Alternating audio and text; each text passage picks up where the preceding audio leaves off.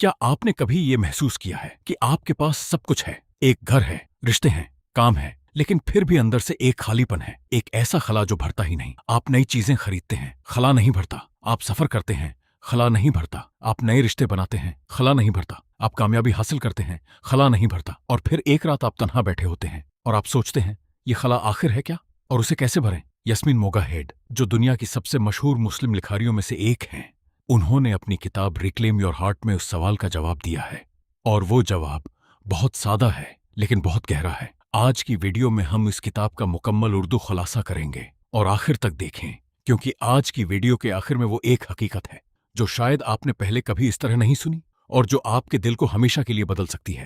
تو چلیے شروع کرتے ہیں۔ یاسمین موگاہیڈ سب سے پہلے ایک بہت اہم سوال پوچھتی ہیں، آپ کا دل کہاں ہے؟ یہ سنتے ہی آپ کہیں گے میرے سینے میں، لیکن موگاہیڈ کا مطلب یہ نہیں ہے۔ وہ پوچھتی ہیں، آپ کا دل کس چیز میں لگا ہوا ہے؟ کس چیز کے بغیر آپ کو لگتا ہے کہ آپ جی نہیں سکتے؟ کس چیز پر آپ کا سکون منحصر ہے؟ کس چیز کے ملنے سے آپ خوش ہوتے ہیں اور کھونے سے ٹوٹ جاتے ہیں؟ وہ کہتی ہیں، جو چیز آپ کے دل کو اپنے قبضے میں رکھتی ہے وہی آپ کا رب بن جاتی ہے، یعنی وہ چیز آپ کی زندگی کا مرکز بن جاتی ہے۔ اور ہم میں سے اکثر لوگوں کا دل دنیا کی چیزوں میں قید ہو جاتا ہے۔ کسی کا دل پیسے میں قید ہے، کسی کا کسی شخص میں، کسی کا عزت اور شہرت میں، کسی کا اپنی اولاد میں، کسی کا اپنے خوابوں میں۔ اور یہ سب چیزیں اچھی ہیں، لیکن مسئلہ تب شروع ہوتا ہے جب یہ چیزیں ہمارے دل کا مرکز بن جاتی ہیں۔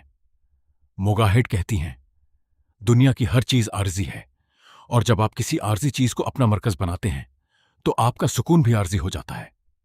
جب وہ چیز ملتی ہے سکون ہوتا ہے، جب وہ چیز چھن جاتی ہے تباہی ہوتی ہے، اور اس طرح آپ کی پوری زندگی ایک چیز کے ملنے اور کھونے کے درمیان ڈولتی رہتی ہے۔ موگاہیڈ اسے ایک بہت خوبصورت مثال سے سمجھاتی ہیں۔ وہ کہتی ہیں، سوچیں کہ آپ کا دل ایک پرندہ ہے۔ یہ پرندہ پرواز کرنا چاہتا ہے، لیکن ہم نے اسے دنیا کی چیزوں کے ساتھ باندھ دیا ہے۔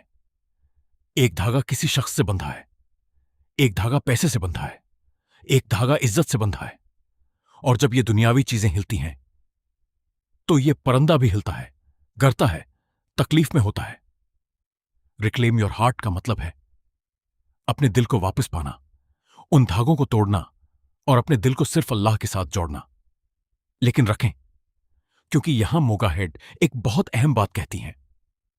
یہ دنیا چھوڑنے کی بات نہیں ہے، یہ دنیا سے نفرت کرنے کی بات نہیں ہے، یہ رشتے ختم کرنے کی بات نہیں ہے، بلکہ یہ اس طرح جینے کی بات ہے کہ دنیا آپ کے ہاتھ میں ہو، آپ کے دل میں نہیں۔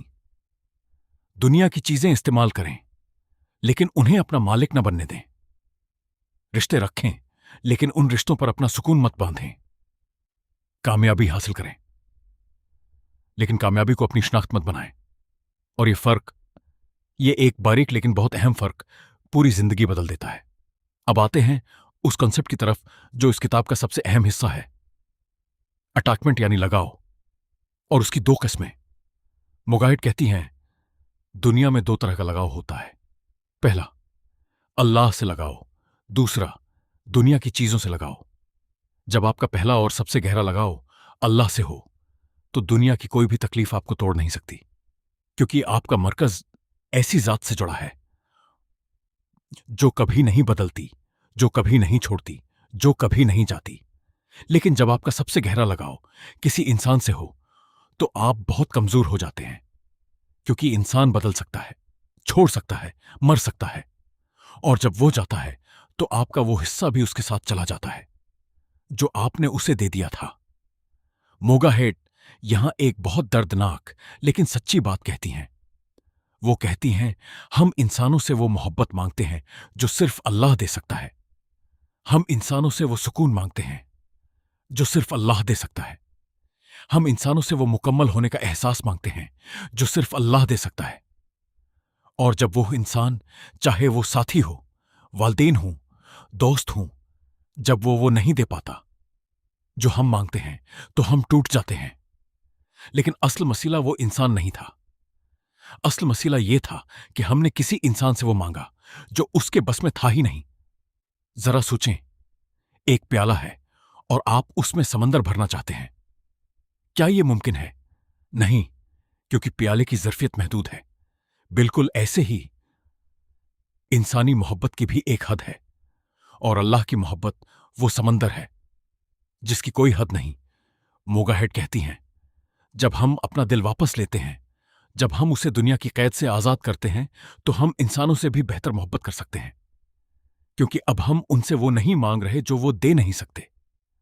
اب ہم ان کے ساتھ ہیں، انہیں خوش کرنا چاہتے ہیں، لیکن ہمارا سکون ان پر منحصر نہیں ہے، اور یہی آزادی، یہی سب سے خوبصورت محبت ہے۔ اب آتے ہیں ایک ایسے کانسیپٹ کی طرف جیسے تکیسی، جو موگا ہیڈ کو سب سے زیادہ پیارا لگتا ہے، آزمائش اور اس کا مقصد۔ موگا ہیڈ کہتی ہیں، ہم میں سے اکثر لوگ آزمائش کو دشمن سمجھتے ہیں۔ جب کوئی تکلیف آتی ہے، جب کوئی نقصان ہوتا ہے، جب کوئی رشتہ ٹوٹتا ہے، تو ہم پوچھتے ہیں، میرے ساتھ ہی کیوں؟ میں نے کیا غلط کیا؟ اللہ مجھ سے ناراض کیوں ہے؟ لیکن موگا ہیڈ کہتی ہیں، آزمائش اللہ کی ناراضگی کی علامت نہیں ہے، بلکہ آزمائش ایک دعوت ہے، ایک دعوت اللہ کی طرف واپس آنے کی۔ وہ ایک بہت خوبصورت بات کہتی ہیں۔ وہ کہتی ہیں، جب ایک باغبان اپنے پودے کو کاٹتا ہے تو پودے کو لگتا ہے یہ ظلم ہو رہا ہے، لیکن باغبان جانتا ہے کہ یہ کاٹنا ضروری ہے تاکہ پودا اور خوبصورت ہو اور پھلے پھولے۔ بالکل ایسے ہی زندگی کی آزمائشیں ہمیں کاٹتی ہیں تاکہ ہم بہتر بن سکیں، تاکہ ہم اپنے رب کے قریب ہو سکیں۔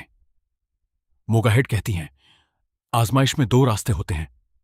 پہلا راستہ، آزمائش ہمیں اللہ سے دور کر دے، ہم شکوہ کریں، ناراض ہو جائیں، ٹوٹ جائیں۔ دوسرا راستہ، آزمائش ہمیں اللہ کے قریب لے آئے، ہم جھوکیں، مانگیں اور اس تعلق کو مضبوط کریں۔ اور وہ کہتی ہیں، یہی فرق ہے ان لوگوں میں جو آزمائشوں میں ٹوٹتے ہیں اور ان میں جو آزمائشوں میں نکھر جاتے ہیں۔ ایک فرق، اللہ کے ساتھ تعلق۔ اب آتے ہیں اس بات کی طرف جو موگا ہیڈ نے رشتوں کے بارے میں کہی ہے، اور جو شاید آپ کے کسی رشتے کو سمجھنے میں مدد کرے۔ موگا ہیڈ کہتی ہیں، ہم میں سے اکثر لوگ رشتوں میں ایک بہت بڑی غلطی کرتے ہیں۔ وہ غلطی یہ ہے کہ ہم کسی انسان کو اپنا سب کچھ بنا لیتے ہیں۔ ہم اس پر اس قدر انحصار کر لیتے ہیں کہ اس کے بغیر ہمیں لگتا ہے ہم جی نہیں سکتے۔ اس کی رائے ہماری خود اعتمادی طے کرتی ہے۔ اس کا موڈ ہمارا دن بناتا یا بگاڑتا ہے۔ اس کا ساتھ ہمارا سکون ہے اور اس کا جانا ہماری تباہی۔ موگا ہیڈ کہتی ہیں، یہ محبت نہیں ہے، یہ ایک قسم کی عبادت ہے، اور یہ قسم کی عبادت آپ کو توڑ دیتی ہے۔ اس لیے نہیں کہ وہ انسان برا ہے، بلکہ اس لیے کہ کوئی بھی انسان اس مقام پر نہیں ٹھہر سکتا جہاں ہم اسے رکھتے ہیں۔ موگا ہیڈ ایک بہت اہم فرق بتاتی ہیں۔ وہ کہتی ہیں، دو طرح کی محبت ہوتی ہے۔ پہلی، وہ محبت جو آپ کو آزاد رکھتی ہے۔ اس میں آپ کسی سے محبت کرتے ہیں لیکن اپنے آپ کو کھوئے بغیر۔ آپ اس کی خوشی چاہتے ہیں لیکن اس کی خوشی آپ کا مقصد زندگی نہیں۔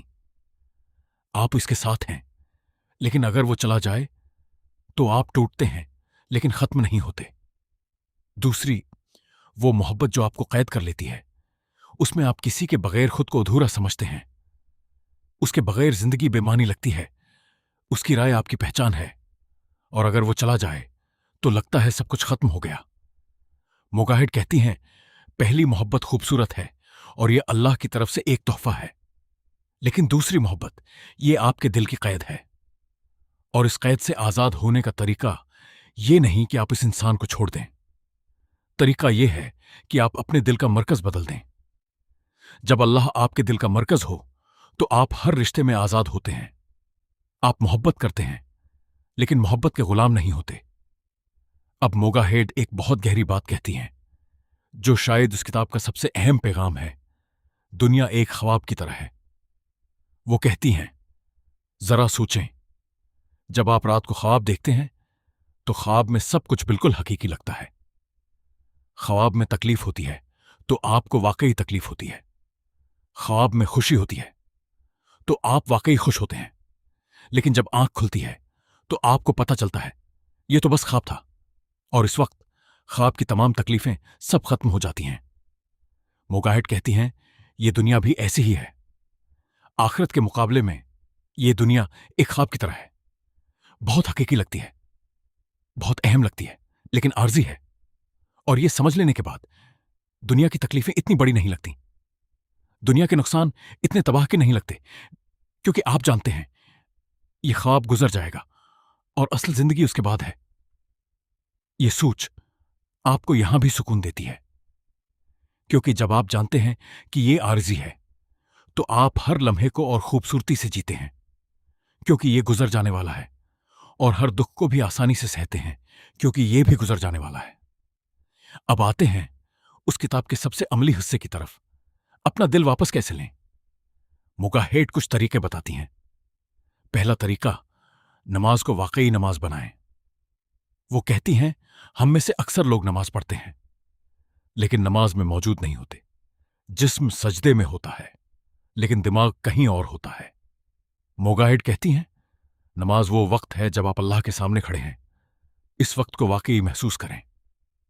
अपनी तमाम परेशानियां, अपने तमाम गम, अपनी तमाम तकलीफें सब अल्लाह के सामने रख दें और यकीन रखें कि वो सुन रहा है। ये एहसास, ये ताल्लुक, यही आपके दिल को वापस देता है। दूसरा तरीका, कुरान से ताल्लुक। मुगाहिद कहती हैं, कुरान महज एक किताब नहीं है जो पढ़ी जाए। कुरान अल्लाह की कलाम है जो आपके लिए नाजिल हुई। उसे इस तरह पढ़ें जैसे अल्लाह आपसे बराह रास्त बात कर रहा हो। जब आप पढ़ें, मैं तुम्हारे साथ हूं, तो महसूस करें कि यह आपके लिए है। जब आप पढ़ें, मुश्किल के साथ आसानी है, तो यकीन करें कि यह आपकी जिंदगी के बारे में है। यह ताल्लुक, कुरान के साथ यह जाती ताल्लुक, आपके दिल को सुकून देता है।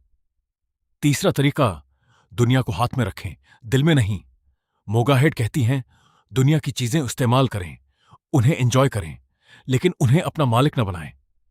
जब कोई अच्छी चीज मिले, खुश हों, लेकिन यह सोचें कि यह अल्लाह की तरफ से एक अमानत है, मेरी मुल्कियत नहीं।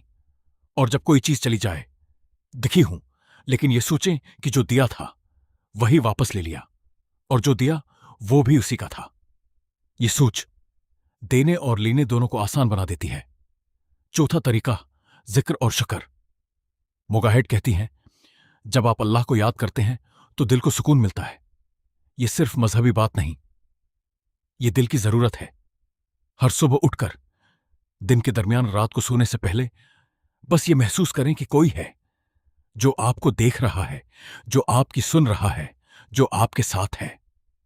और शुक्र करें इन चीजों का जो आपके पास हैं।